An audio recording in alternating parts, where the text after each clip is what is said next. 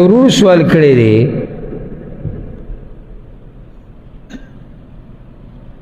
چې د ټوپۍ په سرول یا رومیال په سر اچول یا پټکې دا عبادت دی او که نه؟ دې باره کې ما یو څو پیرې دا خبره واضحه کړې ده. یاد کوي دا خبره بنیادي په سر باندې څه یې ښوده، که هغه ټوپۍ، که هغه پټکۍ، که هغه کپړۍ، که رومیال، دا د رسول صلی الله علیه وسلم د زمانې نه والا او د اوسه پورې د دیندارو خلکو نښه ده. د دیندارو خلکو د دیندارۍ نښه ده، د هغه وخت نه والا او د اوسه پورې. دا نه چې موږ وایو چې واجب دي، وځکه چې واجب ورته دا وخته پورې نه شو رسو پورې دلیل نه، موږ د الله په بندګانو باندې یو شی د ځان نه نشو واجب کولی. خو دومره ده چې د رسول صلی الله علیه وسلم ژوند ته وګورو نو د شمار یو څو ځایونه دي چې هغه پکې سرتور سر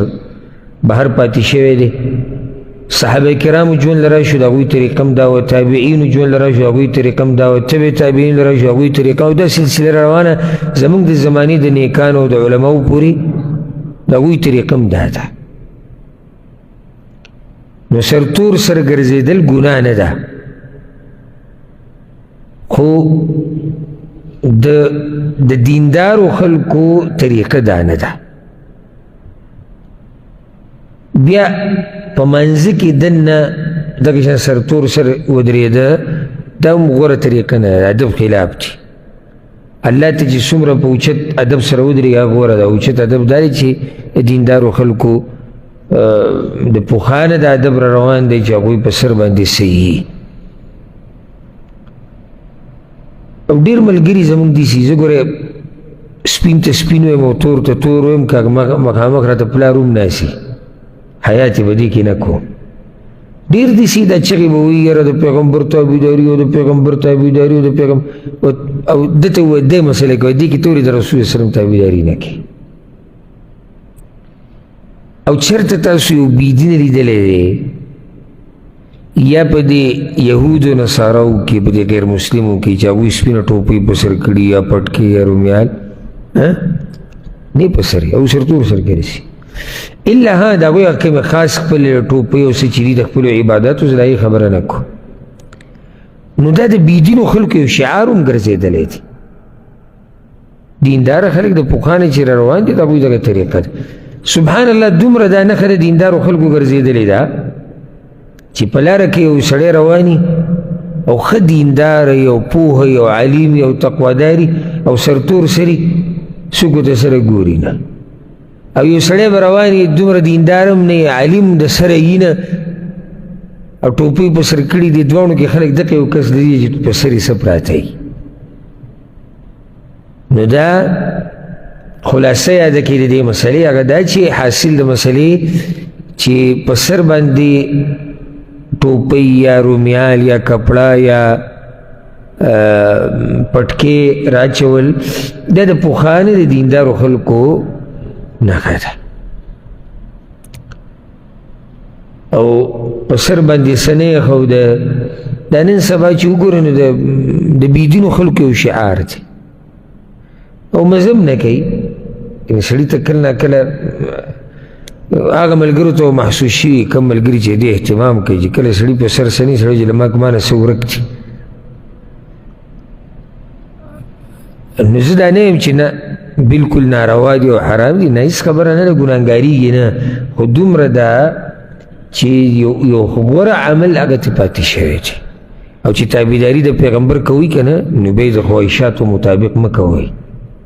خواهشاتو مطابق دا چې موږ په هغه څه کې د پیغمبر تابعداري کوو چې یعنې مزه راکوي موږ له، او چې کوم ځای کې موږ له مزه نه راکوي بیا موږ هم تابعداري نه کوو، بیا دعوه د تابعدارۍ مه کوه. او که زموږ پښتنو تاریخ له ورشي، او د افسوس خبره ده چې د نن سبا دا نسل او دا نوي هلکان دا خو د پښتنو تاریخ نه سره خبر نه دي، دا غریبان د ټیک ټاک او فیسبوک او دغه کیسو نه خبر دي. نو د پښتنو په مشرانو کې هم د یو څو عادات به ومومئ که د دوی تاریخ وګورئ. یو ګیره پرېښوده اگر که دینداری د لاسه به نه پرېښوده ځکه دینداري کم و دا حقیقت دی په دین باندې خلک دومره پوه نه وو خو دا بس د یو سړیتوب نښه به ورته ښکارېده ږیره به یې پرېښوده مشران یادوم زاړه او بل دا چې په سر به لازم ټوپۍ پټکې پکول دا به لازم و دا صادر دا به په سر راچولو نو دا د پښتنو ثقافت هم دی ګوره الحمدلله یعنی دینداري هم ده او ثقافت هم دی د پښتنو که نه زما خبره غلطه ده مشران دي چې دي د پښتنو دا هغه مشران کوم چې مشران د عمر نه مشران نه یادوم د عمر نه مشران ډېري خو د خوی مشران درته یادوم چې هغه جرګو کې کیني هغه فیصلو کې کیني ګډ خلک کې هغوی کوم سرتور سر پیدا نه کړي که نه دا ورته عیب ښکاري نو دا د پښتنو یو رواج دی او ځکه ګوره د هرې علاقې چې وګوره د پښتنو په علاقو کې بعض علاقو والا پټکي استعمالوي بعض والا یو خاص قسم ټوپۍ بل قسم ټوپۍ یو علاقه کې پکول مشهور دی دلیل دی په دې چې د پښتنو د ثقافت د پښتو پخوانه را روان دی چې دوی په سر باندې څه شی هغه پروت وي